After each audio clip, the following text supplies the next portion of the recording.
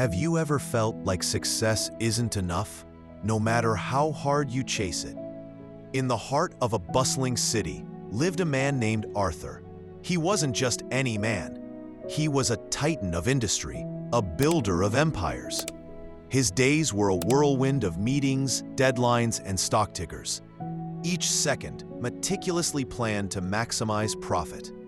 His world was a skyscraper of ambition, and from his penthouse office, he looked down on the city, seeing not people, but assets and liabilities. Arthur had everything he thought he ever wanted: wealth, power, and respect. Yet, a strange emptiness echoed in the vast halls of his mansion.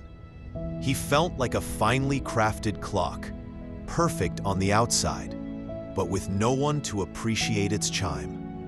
His success was a fortress, but it had also become his prison, isolating him from the simple connections that give life its color. One brisk autumn afternoon, a storm of bad news hit. A key international deal collapsed. A competitor launched a hostile takeover bid, and the market, once his loyal ally, turned against him. In a single day, the empire Arthur had spent a lifetime building began to crumble. The stress was immense. For the first time, the titan felt his knees buckle. He retreated to his family's old country home, a place he hadn't visited in decades, seeking refuge from the ruins of his world. The house was old and smelled of dust and forgotten memories. It was there, while clearing out the attic, that he stumbled upon a small, dust-covered wooden box. Inside was a collection of his late father's journals. His father had been a simple carpenter, a man Arthur had always seen as unambitious, a man he had strived not to become. Hesitantly, Arthur began to read. He expected tales of woodwork and quiet village life. Instead, he found pages filled not with financial ledgers, but with a different kind of wealth.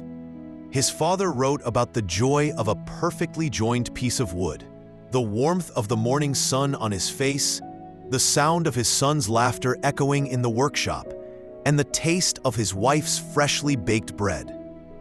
One entry, dated on Arthur's 10th birthday, read, "Today, my boy's smile was the brightest thing in the world. I am the richest man alive."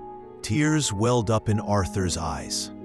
He had spent his life chasing billions, yet his father had found infinite riches in a single smile. Arthur had conquered markets, but his father had conquered contentment.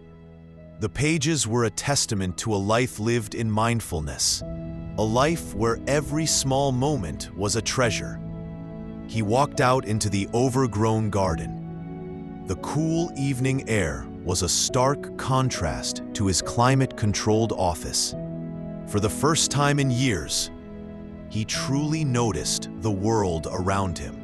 He saw the intricate patterns on a fallen leaf, heard the melodic chirping of a cricket, and felt the gentle breeze on his skin. He realized his life had been a frantic race to a finish line that kept moving, while his father's had been a peaceful walk, savoring every step. The business world he had left behind suddenly seemed small and insignificant. His grief for his collapsing empire transformed into a different kind of grief. For the years he'd lost, chasing shadows while ignoring the light. In the weeks that followed, Arthur didn't try to salvage his company. Instead, he began to rebuild himself. He learned to bake bread, just like his mother used to. He started working with wood, feeling the grain under his fingers, finding the same peace his father had written about. He reconnected with old friends, not to network, but to simply share a coffee and a laugh. Arthur didn't lose everything that day the market crashed.